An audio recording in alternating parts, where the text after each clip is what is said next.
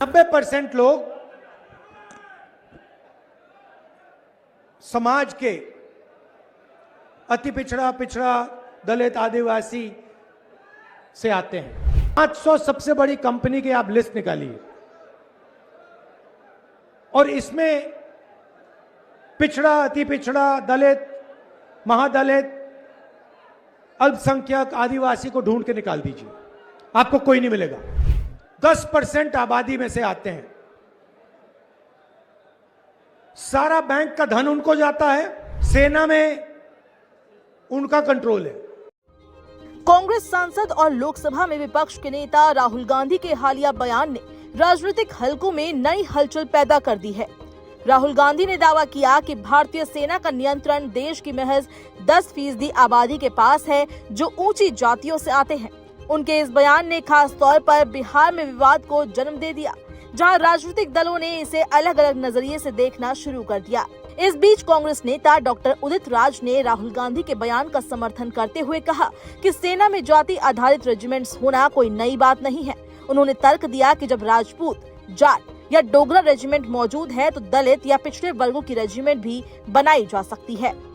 तो राजपूत रेजिमेंट नहीं है, डोगरा रेजिमेंट नहीं है, जाट रेजिमेंट नहीं है, चमार रेजिमेंट था, उसको खत्म किया अंग्रेजों ने, क्योंकि ईमानदारी से लड़े थे। क्यों नहीं बहाल किया जाता? क्या बात है, वहाँ लड़ने की बात है और क्या। और दूसरी बात है, वहाँ एक बना रखा है, मतलब एक तरह से ग्रुप बना रखा है। किस आधार पर प्रमोशन होता है, किस आधार पर? तो तमाम पहले रेजिमेंट थे, महार रेजिमेंट था, खत्म कैसे? जब आपका राजपूत रेजिमेंट हो सकता है तो क्यों नहीं हो सकता भाई?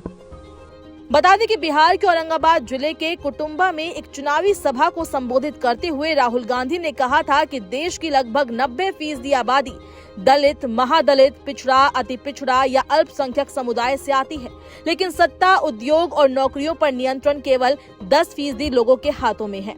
उन्होंने आरोप लगाया कि यही 10% वर्ग देश के प्रमुख उद्योगों, मीडिया और सशस्त्र बलों पर भी नियंत्रण रखता है। राहुल गांधी ने कहा कि अगर आप भारत की शीर्ष 500 कंपनियों की सूची देखेंगे तो शायद ही कोई नाम दलित, पिछड़ा या आदिवासी समुदाय से मिलेगा। यही स्थिति सेना और सरकारी नौकरियों में भी है। 90% आबादी का प्रतिनिधित्व देश की संस्थाओं में बहुत कम दिखाई देता है। राहुल गांधी के इस बयान को लेकर राजनीतिक गलियारों में तीखी प्रतिक्रियाएं देखने को मिली।